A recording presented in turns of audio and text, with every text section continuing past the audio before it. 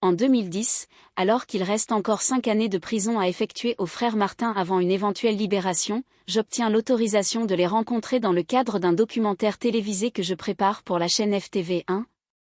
consacré à leur histoire et à leur parcours criminel qui aura marqué plusieurs décennies à Marseille. Lorsque j'entre pour la première fois dans la salle d'entretien de l'établissement pénitentiaire où ils sont détenus, je découvre 2 hommes très différents des figures redoutées dont les journaux parlaient autrefois pendant les grandes années du banditisme marseillais. Les années de prison, les cavales, les arrestations et le poids du passé semblent avoir profondément marqué Alphonse et Thibaut Martin qui apparaissent beaucoup plus fatigués et silencieux que l'image laissée autrefois dans les médias.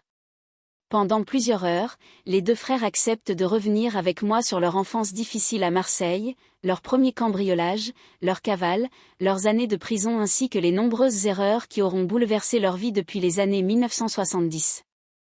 Mais au cours de cet entretien, un moment va particulièrement me marquer lorsque les frères Martin déclarent officiellement vouloir mettre définitivement fin à leur carrière criminelle, affirmant ne plus vouloir retourner dans le milieu après leur sortie de prison.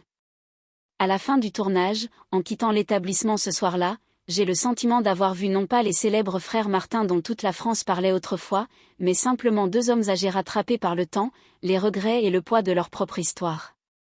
Quelques années plus tard, l'histoire des frères Martin connaîtra finalement une fin beaucoup plus discrète loin des médias et des grandes affaires criminelles. Alphonse Martin décédera en 2013 à l'âge de 60 ans des suites d'un cancer, tandis que son frère Thibaut Martin s'éteindra en 2024 à l'âge de 71 ans de mort naturelle. Aujourd'hui encore, malgré les nombreuses zones d'ombre qui entourent certaines parties de leur histoire, les frères Martin restent pour beaucoup l'un des gangs criminels les plus marquants de Marseille entre les années 1970 et les années 2000.